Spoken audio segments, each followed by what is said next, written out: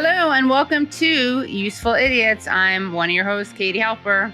And I am the second host, Aaron Mate. And thanks for tuning in, everybody. And remember to go to usefulidiots.substack.com or usefulidiots.locals.com to support the show and get bonus content. Yeah, you'll get an extended interview and you'll also get our weekly feature, Thursday Throwdown, which is where you get a midweek dose of media madness. We react to media clips, and it's always a good time. And in fact, I'm going to give you a preview of one of our Thursday Throwdowns for this week. Wilson, throw up this image. Aaron, do you know what that is? It looks like a 80s rock band has been superimposed with the faces of Joe Biden and Zelensky, and I see Lindsey Graham. Victoria Nuland and Chris Christie. Chris Christie, yeah. Okay. Wait, you say it looks superimposed? I did this myself. I thought it looked seamless and totally realistic. I thought you were going to think they were just those rock and rollers, that they were in a band. I guess I just have a crazy eye. I'm sure the average viewer there's no way they could tell the difference between this and a real band. Yes. Right, true, yeah. And if you want to get why I made this and what this represents, what this captures, please do become subscribers at usefulidiots.substack.com, usefulidiots.locals.com. It's going to be worth it, I promise. All right, so should we get to the 4 basic food groups? Democrats suck, Republicans suck. Isn't that weird? Isn't that terrible?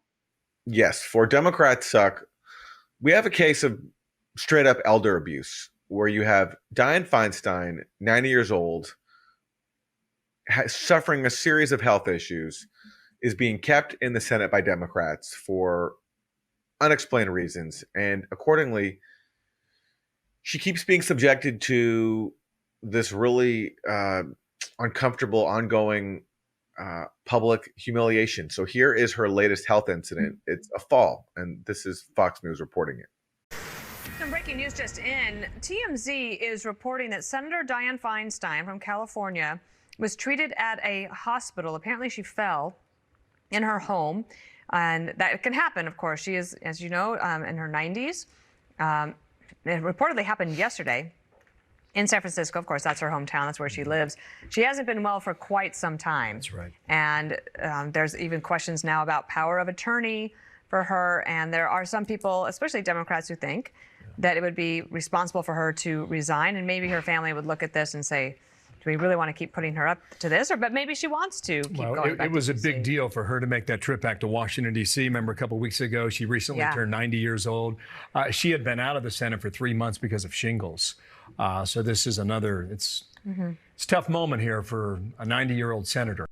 The power of attorney thing is a reference to the fact that her daughter now has power of attorney over her because there's an ongoing dispute over Senator Feinstein's massive fortune, because she's also one of the richest people in Congress.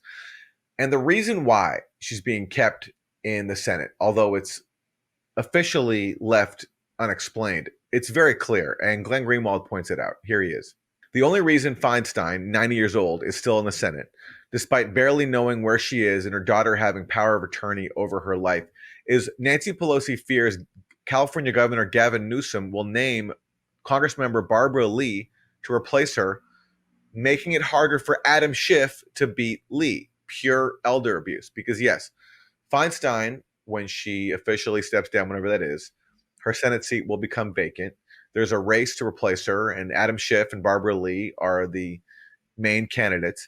And Nancy Pelosi fears that if Gavin Newsom names a replacement now, which would be Barbara Lee, because he's promised to name a black woman to the vacant seat, then that would advantage Barbara Lee in any kind of contest against Adam Schiff, who is her favorite. So for the purpose of helping Adam Schiff, Democrats are committing elder abuse. And this is not just Glenn's speculation. This was reported by Politico recently.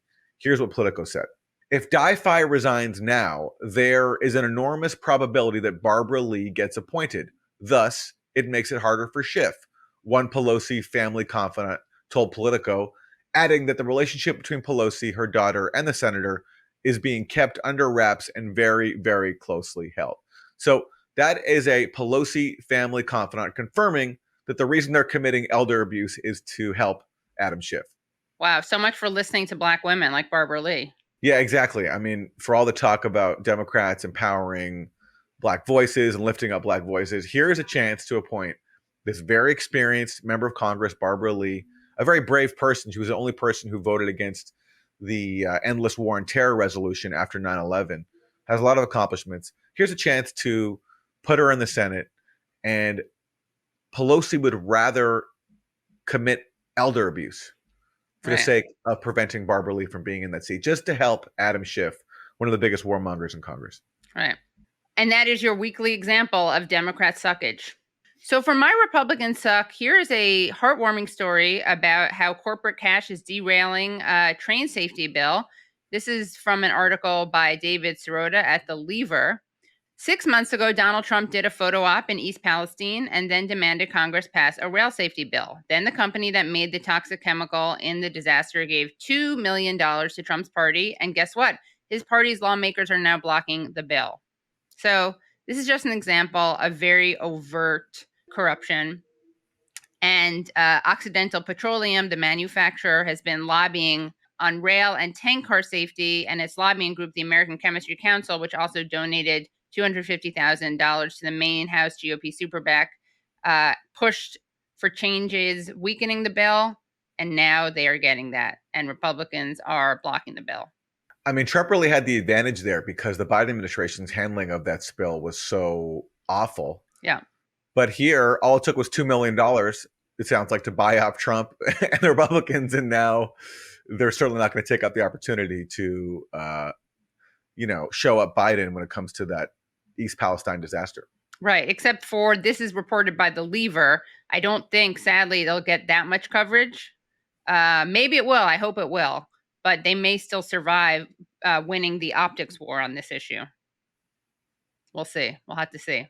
And this is an example of Republicans sucking on an issue where Democrats suck also. But it's particularly egregious, so we'll file it under Republican suck. All right, for Isn't That Weird, let's check out this footage recently from New York City.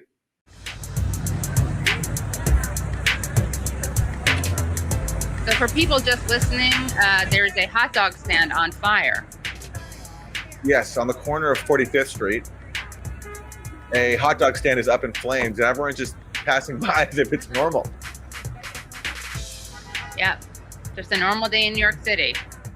So yeah, I mean, in fairness to the passersby, I'm not sure what I would do if I saw a hot dog stand on fire. True. It's not, unless you have a fire hose On you.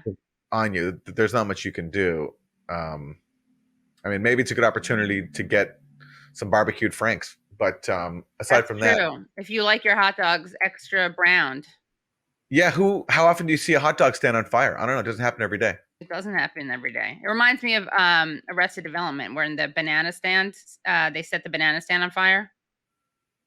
There's always money in the banana stand. That's exactly. Right. Until you set on fire. Yeah. That's right. Yeah. Want to hear a little hot dog related anecdote? Kind of cute. Sure. So when I was younger, I grew up on the Upper West Side, and there was Grace Papaya on 72nd Street, and I'd be in my stroller, and I guess I really liked hot dogs because I'd be in my stroller asleep, and then I'd pass by that hot dog place, and I'd wake up and go, I felt something, because I guess I couldn't say my S's at that point.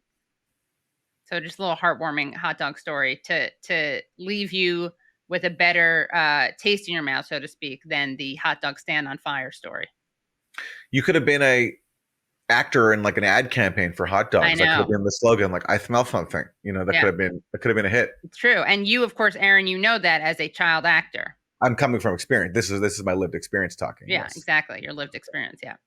Well, for Isn't That Terrible? Let's just go to the videotape. But trigger warning, this is a subject that is near and dear to my heart. I'm a big advocate on this issue. Let's take a look.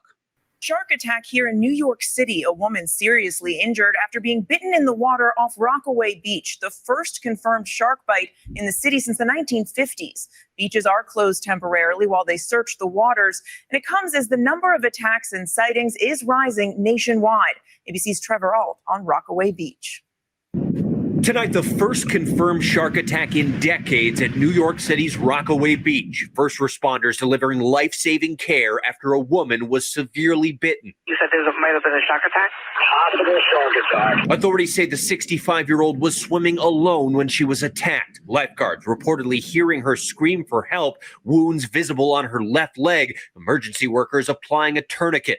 It was a female that was bitten. She was bleeding, unconscious, taken out of the water.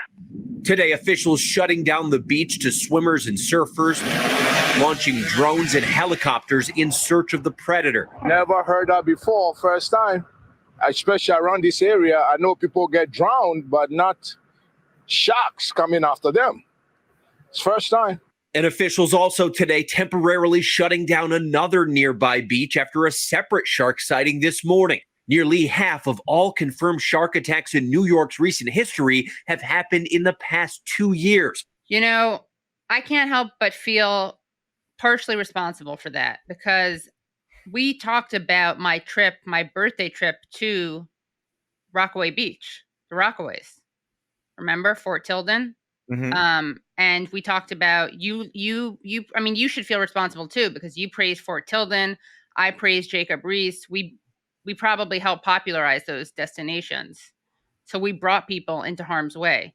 Now, luckily, I feel not responsible at the same time. I feel kind of like a bit of a savior because I spent a lot of my time warning against sharks and sharkaganda, which is pervasive. Big shark. We see a lot of footage that I think kind of downplays the dangers of sharks.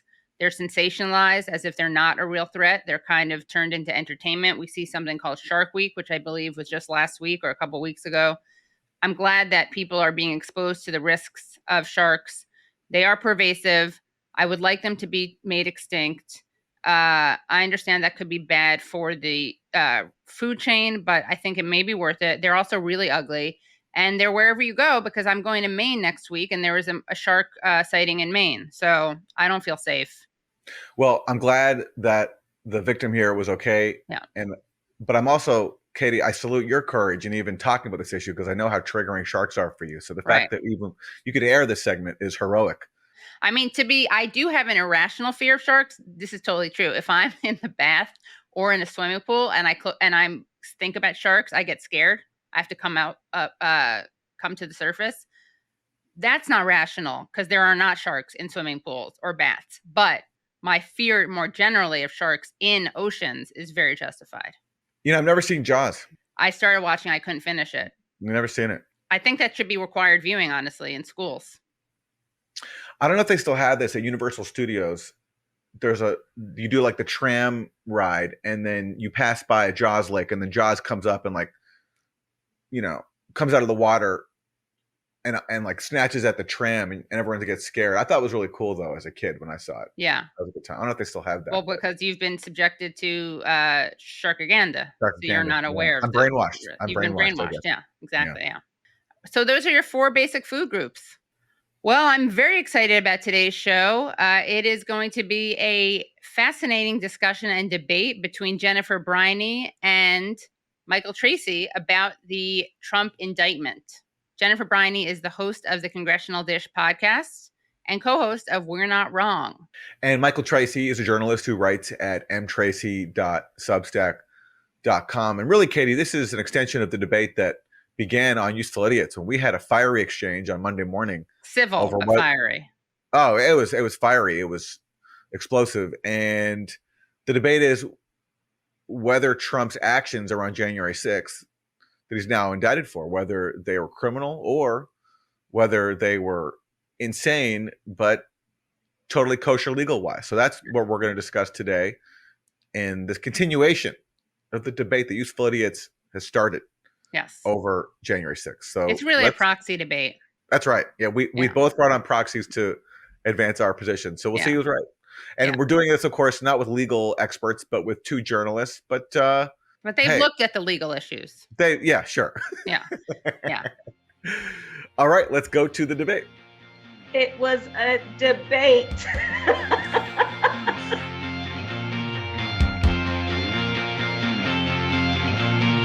Jen and Michael, thanks so much for joining us. Thanks for having us. My pleasure as always. Everyone has seen lawyers debate this on cable news. We thought, let's get 4 non-lawyers together and debate Trump's indictment. So, Michael, let me start with you. You are skeptical of this indictment. Give us the reasons why.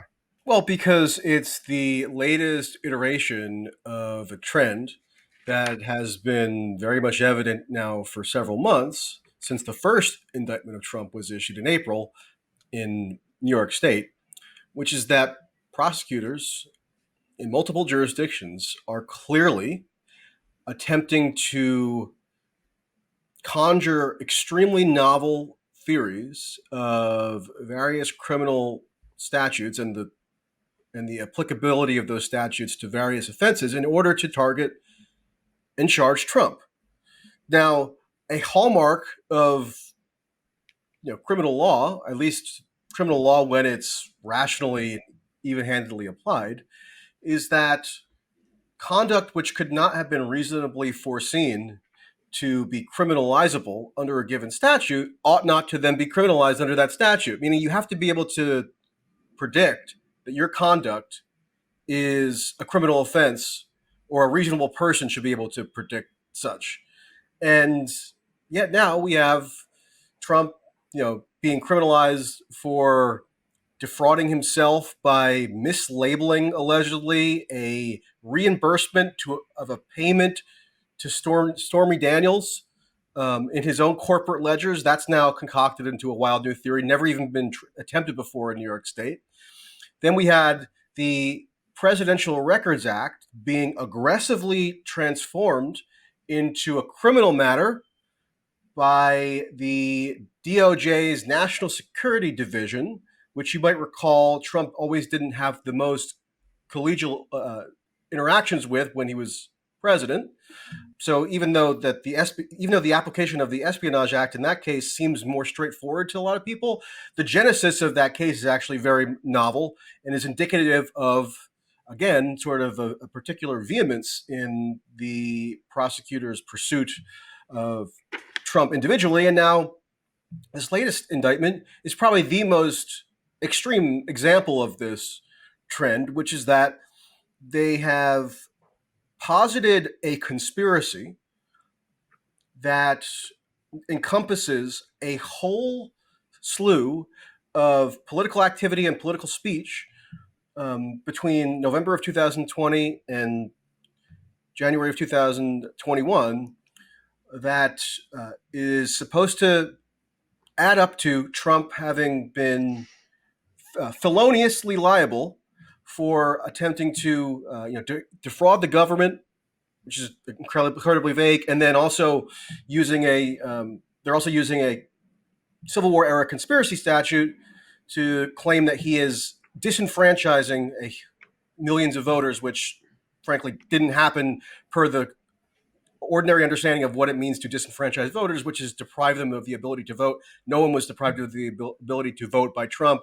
All the votes were certified, and the die had been cast by January 6th. So there's a lot of other elements to this, but I guess in broad strokes, it's this kind of prosecutorial creativity and prosecutorial zeal that's tailored specifically to criminalizing Trump's conduct that I think is a fairly portentous omen for what the government can get away with when it's trying to put people in prison. All right, Jen, you have covered this case as well. You have a different take. What do you think of the indictment? I do. So I can understand and relate to the suspicion when it comes to seeing yet another Trump indictment, because the points that you make, Michael, about the first two indictments are well taken. The Stormy Daniels one, are we actually going to prosecute campaign finance violations, considering we have a system that's basically based on bribery? And then it does seem like a lot of people walk out of the White House with classified documents. So I'm with you on that. This latest one, though, is different. And the reason is it's really based on the overall conspiracy to obstruct the certification in Congress. And when I read that indictment, they really take one story and have four charges that are a part of that story. And central to that story are the documents that were certifying the election in 7 states for Trump, even though he lost those 7 states. And so, that was something that had to be done with, he had to essentially trick people in the Republican Party, including the head of the Republican Party. Trump was personally on the phone call when Ronna Romney McDaniels was enticed to collect people in 7 states, dozens of people, to sign their names onto these election certification documents. And I've worked as an election poll worker in 3 different states in this country. And on the bottom of the totem pole, when it comes to the documents, even for me, I had to swear an oath in all of those states. And I was told in no uncertain terms that I could be prosecuted if in any way I messed with the vote tally. And so to go and in 7 states create these documents that said that he won when he didn't, those are the most important documents in this process. And you're absolutely right that they were certified on December 14th. But there is a process in that congressional ceremony that took place on January 6th where those certifications could be challenged. And in our nation's history, right around the Civil War, which was, created the Electoral Count Act, which was poorly written, possibly unconstitutional. But back then, there were 2 slates of electors that were sent in for 3 states because it was unclear who was governing those states. That was not the case in 2023. There were people that signed their name to those documents that knew what they were doing was wrong. In fact, people in Pennsylvania insisted that it said on those documents that they signed that these would only be turned in the case that Trump won a lawsuit that would have indicated that the election flipped his way. And this is in 2020, right? This is in 2020. Yeah. So there are people that are currently being prosecuted for signing those documents. None of them in Pennsylvania because they actually got that in writing. But there were a lot of people that were tricked into signing those. And where this really jumps the shark into becoming a crime is that they turned those in to Congress and the executive branch to be used on January 6th. And if you look at it in that regard, that those documents were there to cause chaos on January 6th, to cause confusion enough in 7 states, to either have one of 2 things happen.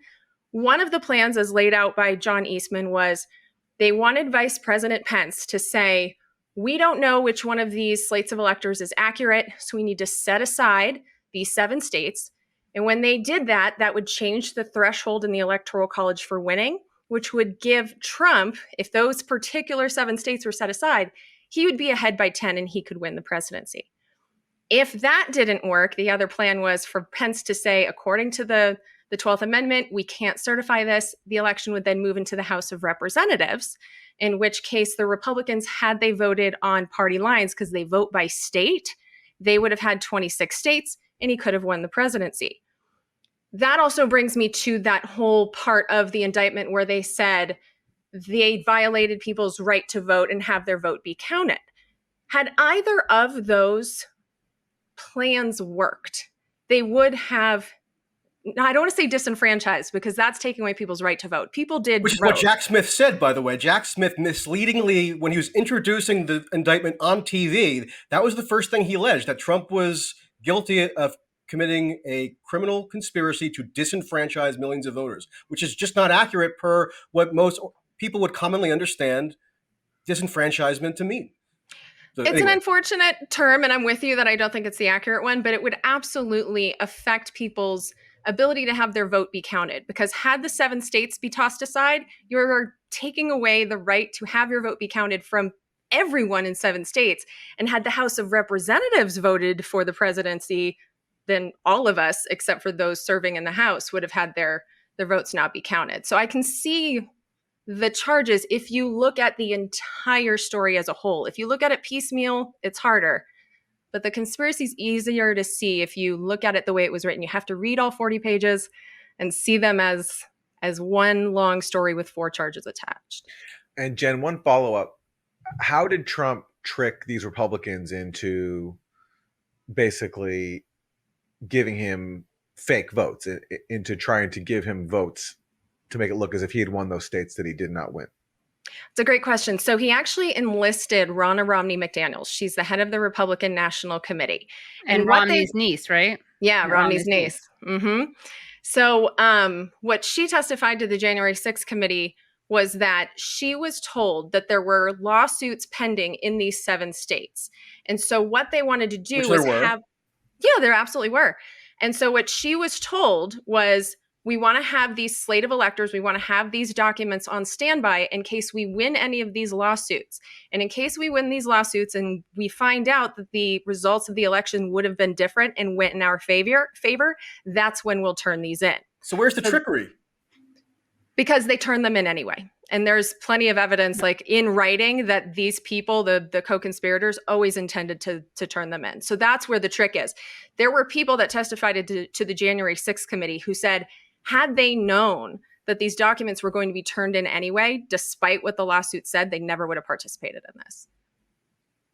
Okay, well, I mean, it's not trickery to posit that the final date at which certification, until which certification can be contested of electoral votes is January 6th. Now, that's sort of a novel theory. I never particularly bought into it. My understanding, not that I'm a great constitutional scholar or anything, but my layman's understanding was that once the Electoral College meets on the designated date, which in 2020 was December 14th, issues its certified votes, then that is the date at which Biden was formally elected president. But I also think that countervailing theories under the Constitution, which at least invoke the Constitution as a basis for the articulation of these theories, aren't necessarily criminal offenses. Like, it's not necessarily a criminal conspiracy to have a view of constitutional law as pertains to counting electoral votes that differs from mine or differs from Joe Biden's. Now, I want to go back to something that you said earlier on in your statement, which is that you had been a poll worker in the past in multiple states, and you had to sign a piece of paper that acknowledged that to tamper with the vote tallies was a criminal offense. Well, sure. Nobody contests that, I don't think. The issue here is that there were no vote tallies ever tampered with. It's not as though Trump directed anybody to go into the tabulation processes in each individual states and like fabricate vote totals. Trump was pursuing, at least this is what is criminalized under the indictment, what Trump was pursuing was a tactic after the votes had already been duly tallied. So in other words, it wasn't as though, this wasn't a 2016 era theory where supermajorities of Democrats were convinced that Russia had literally hacked into the voting machines and falsely spat out a result that Trump had won certain states. No, this was after the certifications were in. There was a theory put forth by this guy Eastman and others that under the 12th Amendment, it was viable for rival slates of electors to be submitted to for counting by the president of the Senate, who's the vice president. Now, the idea that is trickery or a forgery or a criminal conspiracy doesn't seem very plausible. I mean, for one thing, the Attorney General at the time of Pennsylvania, Josh Shapiro, who was then elected governor the following year, was like almost every other Democratic Party elected official, badgered relentlessly to criminally investigate the Trump electors who submitted this document to the National Archives and to the vice president. And he determined that there was no valid way in which that the submission of those documents could be prosecutable on the ground that it constituted some sort of forgery. Because it wasn't like this was done in secret. It was a public act. I mean, mailing a document to the National Archives and mailing a document to the vice president is not like a surreptitious act that's being shielded from public scrutiny because they're aware that they've committed a forgery. They did it in the open because they had this countervailing theory as to the constitutional law mechanisms in place governing the counting of electoral votes. The point is, even if you're of the mind, as I was at the time, that the theories being put forward by John Eastman, by the Trump electors, and by lots of Republicans, that rival slates of electors could be validly submitted and potentially even counted by the vice president. If you find that to be an off-the-wall theory and not well-founded, I agree with that. But you have to make a distinction between a constitutional theory not being well-founded or being objectionable politically and on constitutional grounds, and then that act being a criminal conspiracy. That all of a sudden, out of nowhere, Jack Smith decided to introduce his theory of, in order to criminalize, that had never even been contemplated before in all of U.S. history since the statute was first introduced in 1866.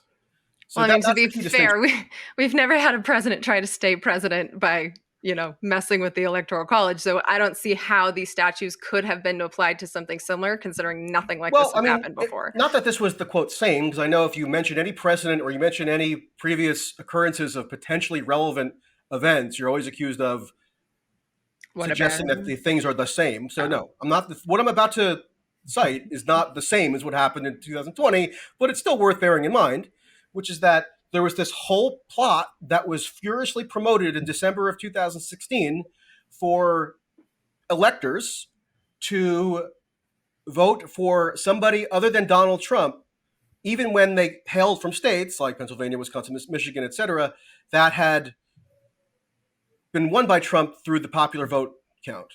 And Hillary Clinton's campaign manager, as well as her fixer, John Podesta, put out statements in December of 2016 saying, oh yeah, all these electors should be very gently and innocently briefed by the CIA about what had been leaked shortly before the Electoral College was convened about Trump allegedly having been maliciously installed into power by a fraudulent scheme hatched by Vladimir Putin. Yeah, I'm with you on the Russiagate. You can easily retroactively criminalize that conduct if there was a political will to do so, but there isn't. So it's not the same. Here's where, all of this stuff. It's not the same.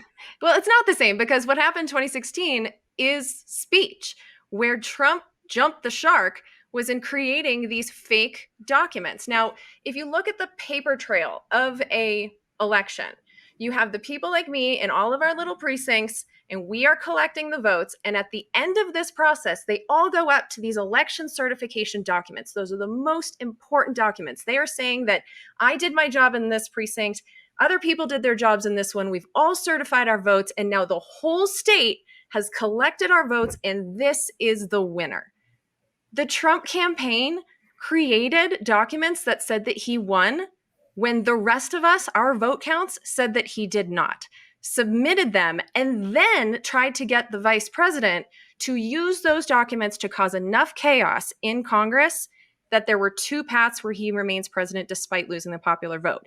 The Clinton campaign, they were shady, man, but they didn't do that. The documents are key to this case. There's also one other part of this case that no one is talking about, and that is a part where when they were actually going through the process of going through the courts, all their different lawsuits, there was an affidavit that Trump signed that had a bunch of election fraud claims that his lawyer told him in writing weren't true. And he turned that in also. So you're not allowed to falsify documents in the United States. You're not allowed to lie on legal documents and turn them in as a regular person or as president of the United States. And again, there was this massive pressure campaign to get legislatures to change their vote counts so that those documents would say that he won. And when that didn't work, then they actually got people to create fake documents that went along with the real certifications. As you said, this was all certified on December 14th.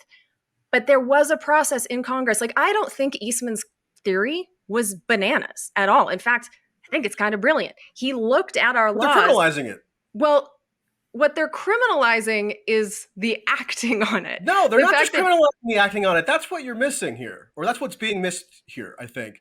They're not just criminalizing the action or the conduct. The reason why there's this ascription of a wide-scale conspiracy is because the conspiracy encompasses a whole range of alleged criminal conduct, including the speech, which is cited as an element of the overall conspiracy in the indictment. So even if you want to claim that the conduct itself even is what is really at issue here in terms of a criminal offense, I would probably contest that as well, but it's almost moot because that's not what the indictment limits itself to. There's a reason why it goes through in laborious detail statements that Trump made, whether it was tweets criticizing Pennsylvania legislators or disagreeing in public with the Secretary of State of Georgia, all these instances of speech are listed as components of the wider conspiracy.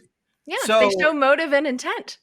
Yeah, they are a part of it. He's not right. So they're criminalizing the speech. Indicted for that speech. No, Yes, he's not indicted for the speech. But if I were to stab you 15 times and you survive, it's still a crime that I stabbed you. And if they found out that I told Katie and Aaron that I want to stab you, those statements would be presented at trial. So all of the times that Trump said, I want you to find the votes, I want you to bring back the legislature so that they can check out the votes one more time and make sure that the electors are for me. Every time he says that, that goes to motive and intent. Again, you have to look at the entire plan, because if you take things here and there, if you just look at the statements, I can understand why you would be afraid that this is about freedom of speech. But the indictment itself is about obstructing that certification.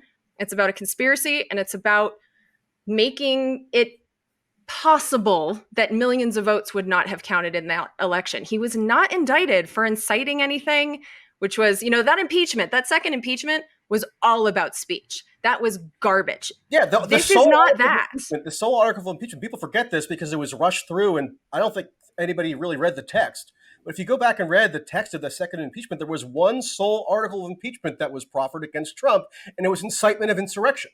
That and obstruction of justice. But yeah, it was a garbage impeachment. It was only one article. Well, it was a garbage impeachment because, as you said, it was all about what he said to incite the riot. Right. But at the time, they didn't have the information about these documents. They didn't have the information about how all those Republicans were roped into signing their names to documents saying that Trump won states that he lost. The Democrats, in their infinite wisdom, decided to impeach first and investigate second. I think the impeachment could have gone differently if they had this information. But those documents, they are central to this indictment in a way that they weren't in the impeachment.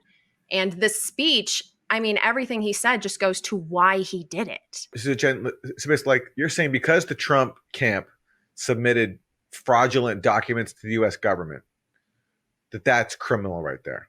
Just as like if someone submitted a document to the government lying about their their taxes or something, that would be criminal. Yeah.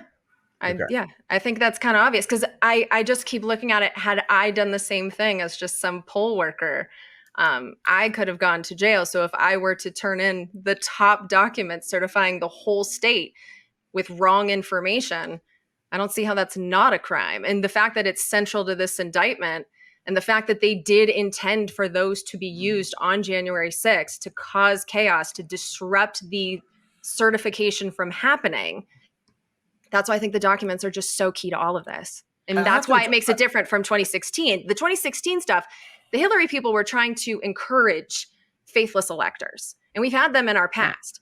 But encouraging someone to do something and turning in falsified documents as real, it's a different thing. Well, there's a lot of encouragement cited in the indictment that is supposedly now criminal conduct. Can I just address really quickly this analogy that's really fallacious that people use constantly that I think is just completely wrongheaded, which is that you say, oh, the analogy here is if I tell Aaron and Katie that I plan to murder you, and then that's cited as evidence in a criminal charge that I intended to murder you after I murder you.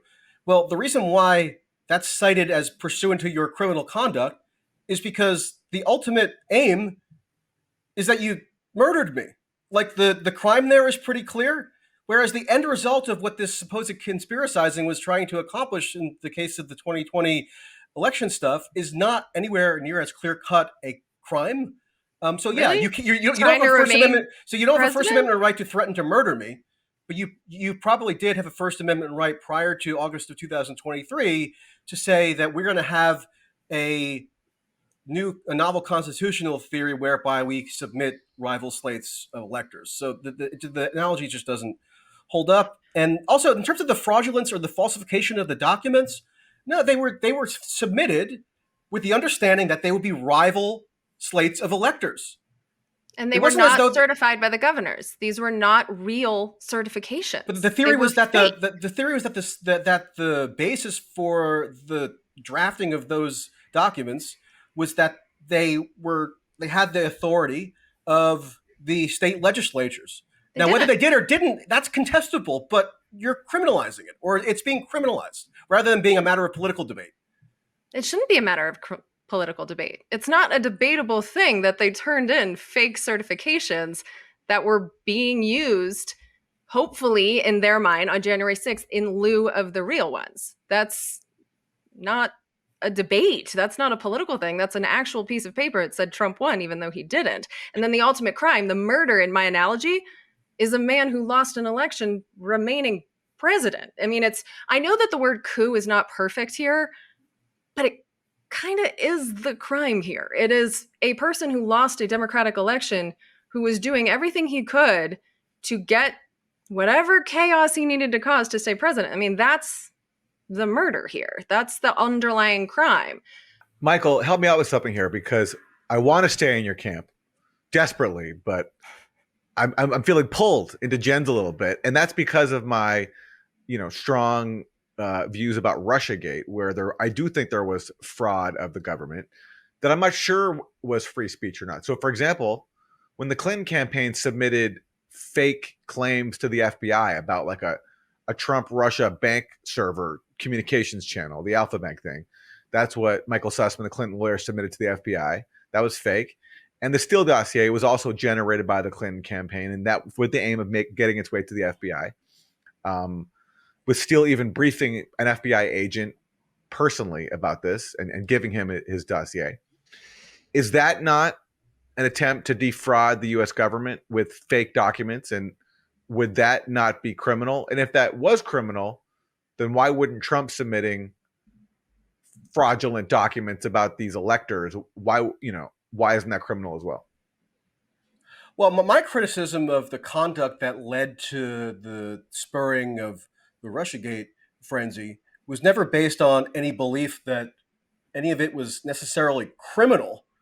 Like, it can be political misconduct, it can be unethical, it can be willfully deceitful without being criminal. I mean, I think that, again, is the point that needs to be underscored here. When you cross a threshold into criminal law, or when you transfer political disputation into the domain of criminal law, you're really, to use another cliche, crossing a Rubicon that criminalizes what had been previously understood to be political conduct, however sleazy or unethical it may have been. So when opposition research was submitted to the FBI, I'm not sure that would have been necessarily defrauding the government. It would have been trying to kind of malevolently and with a political motive try to steer the government to do what you wanted to do. But it wasn't defrauding of the government. But it's not opposition research. It's fiction.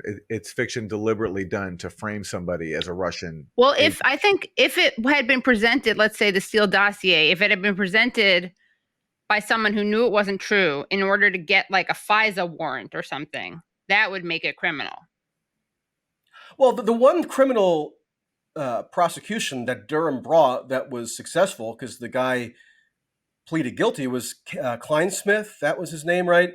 And he actually did commit fraud in the way that you're suggesting here, in that he was found to have doctored an email that was then submitted for a FISA application. So he actually did commit fraud in that he willfully portrayed a fabricated document as something that it wasn't, in order to initiate a certain prosecutorial process, in this case, surveillance, incredibly intrusive surveillance.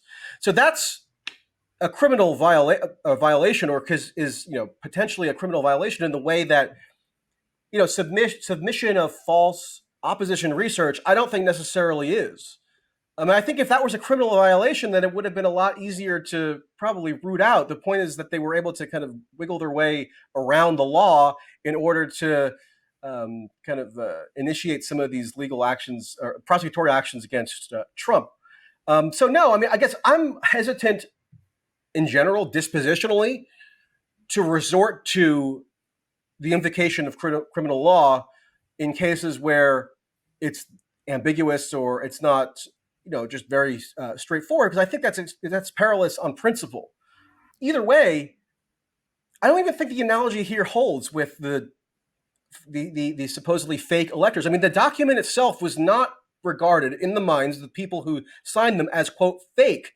It was a truthful representation that they believed that there was a constitutional theory whereby they could submit this alternate slate of electors, and then it would be the purview of the vice president presiding over this congressional proceeding on January 6th to count or not count that slate of electors based on his own discretion. Now, again, for the millionth time, I disputed that theory.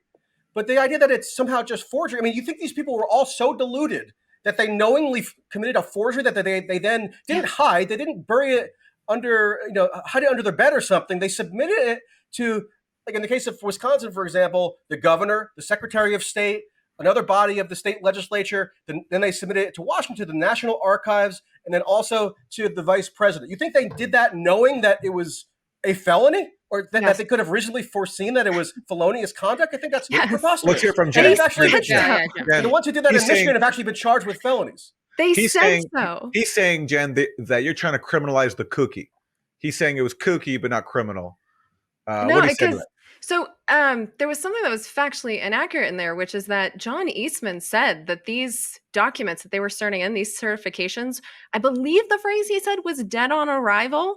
He knew they weren't going to be legal. But the whole point was that in the January 6th certification, they just wanted the chaos. They wanted the question. In order to say we have questions about these 7 states, we have to set these electors aside. The chaos was the goal. They knew that these documents were not worth anything because they weren't actually certified by the governors. He also said in one of the emails, because again, we're not dealing with geniuses here, I just need you to possibly violate the Electoral Count Act. He actually said it. So it's like, yes, I think they knew. And I think that's why Jack Smith is bringing this case, because it was insufferable, but I watched all 20 hours of that January 6th committee hearing, and just over and over again, you just hear these statements where they knew. Yes, I think they knew. And I don't think their theory was kooky. That's the other thing. This was a 2-page document that laid out there's a loophole we can exploit in the Electoral Count Act. Like they really looked at Electoral Count Act and the Constitution and said, how can we weasel around these laws? I don't think it's kooky at all. And I can actually follow where they were going. And my concern with the whole thing was it could have worked. Had we had fewer Republicans that put country over party, had all Republicans worked with them, this could have worked. I don't think it's that kooky. Country over, but not legally. Putting country over party. My heart is swelling with memories of John McCain when he used. I'm not talking. I'm talking about Rusty Bowers and Brad Raffensperger, and they did not go along. Mike Pence. I mean, I have problems with the man, but he didn't go along with this, and that's a really good thing. I think credit due. But hold on. You say that you just alleged that I said something that was factually inaccurate because you claim that John Eastman said that the submission of these electoral slates would be dead on arrival. Now, I don't know that quote off the top of my head. I'm just going to assume that it's a true quote. That is the quote, yeah. Okay. So him saying that is not an admission that the submitting those electoral count slates is illegal. Dead on arrival is that it wouldn't be effective. It wouldn't be effective in achieving the goal of preventing the ultimate certification or the finalization of Biden's victory on January 6th. And the part where he says that it was a commission of a crime, because the part where he says, "I need you," John Eastman's theory, and this is a common theory, and you're saying it's actually a valid theory, which makes it all the more strange why then you would want to criminalize it. John Eastman's theory was that the Electoral Count Act was unconstitutional. This is from 1870 something. 1876. The 1876 election was in the aftermath of which is when this was created. So it wasn't exactly the Civil War era. Shortly after, it was in Reconstruction. But anyway, a lot of people have argued over the years that the Electoral Count Act is unconstitutional because the Electoral Count Act codifies a role for Congress in choosing whether or not to certify these electoral votes that have been submitted by the states. And the idea is that only state legislatures have the power to determine what electoral votes are validly representative of the winner of the election in their state.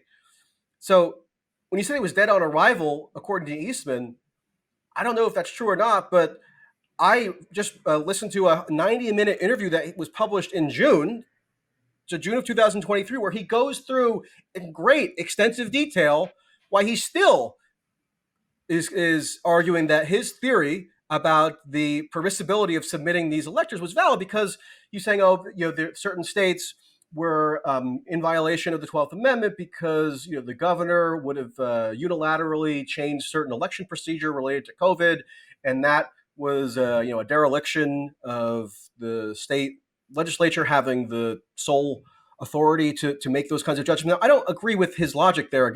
Again, just to be clear, for the millionth time, but I guess it's the 2 millionth time now. But again, it's such a leap to say that then that therefore constitutes a violation of criminal law, which had never been contemplated before as a criminally as leading one to incur criminal exposure if they propounded that theory. And that's a bridge too far, I think. Well, I mean, his statements like, I'm going to need you to violate the Electoral Count Act, whether he thought it was unconstitutional or not, it's still the law on the book. And it's exactly what he was exploiting with his plan, because on January 6th, Congress was given this role by the Electoral Count Act of counting these electors and deciding which slate would be the one that would be accepted. So whether he thinks it's unconstitutional or not, he looked at the law as it was, put forth this plan, which he hasn't been indicted for that, but it is the carrying out of that plan that is the crime. But they're not being charged with conspiring to violate the Electoral Count Act. The idea of Eastman's was that in technically violating the Electoral Count Act, it would then be taken up by the Supreme Court, who would then find, in his vision of how this would play out, they would then find, or they would then rule the Electoral Count Act to be unconstitutional. That's not what was in his memo. His memo, they had two different plans. One was get those 7 states set aside, and therefore the electoral count would go in Trump's favor, or it would go into the House of Representatives and they would vote Trump into the presidency. The Supreme Court wasn't a part of his plan. But there were a bunch of plans contemplated. I mean, there's another memo that came out actually just yesterday by this guy, Kevin Cheeseborough, I think is the name. Yeah, where the Supreme Court scenario is contemplated. Again, it was not like this was a particularly neatly organized endeavor. So there were lots of theories that were floating around at any given time as to what they were trying to achieve or how they would achieve their ultimate end. But can we agree that the ultimate goal here was to keep a man in the presidency who had lost the election? Like, is that much at least, like, how can that be legal? Their theory was that Biden had not rightfully won the election because but as you said, changes to election law, such as what they claim to have been the inadequate verification of signatures on mail-in ballots, or the improper extension of deadlines for when votes could be submitted, or the inadequate security around like drop boxes. That meant that Biden was not rightly certifiable as the winner. Also Venezuela controlling all the machines. Yeah, and the Chinese. And to hear the rest of the interview, please go to usefulidiots.substack.com. Well, that was very interesting. Very interesting indeed. And thank you so much to Michael and Jen for joining us to have that debate. I think we really got to the heart of the matter, which I will leave to the great Sade. This is what I think encapsulate this entire debate. Is it a crime? Is it a crime? There we go. Is it a crime? Is it a crime? So you think Trump is just a smooth operator? Yeah. Well, I think the question is he a kook or is he a kooky criminal? Right. And I still don't know, but I really appreciate this debate, and maybe we'll have more with actual lawyers next time too. Yeah, that's what we should move. Yeah, this was just round one, guys. In fact, we should just make this whole show. The thing is, we don't disagree on a lot of things, or else we could make this whole show a proxy debate show. I mean, it could be proxy. If we disagreed, it would be really cool. We could have like a proxy war proxy debate show. Yeah. Well, stay tuned for the next iteration of Useful Idiots. Yeah. We're constantly evolving and changing, so who knows? But for more, go to usefulidiots.substack.com or usefulidiots.locals.com, and we'll see you next time. Bye, everyone. Hello, thank you so much for listening to and watching Useful Idiots. For full episodes and extended interviews, please subscribe at usefulidiots.substack.com. You can subscribe on YouTube at youtube.com/usefulidiots for clips, live streams, and full episodes. Also, subscribe to us wherever you find your podcast. Follow us on Twitter at UsefulIdiotPod and use the hashtag UsefulIdiotsPod. Join us Mondays at 10 a.m. for the Useful Idiots Monday Morning Show, where we discuss the Sunday morning news shows so you don't have to watch them.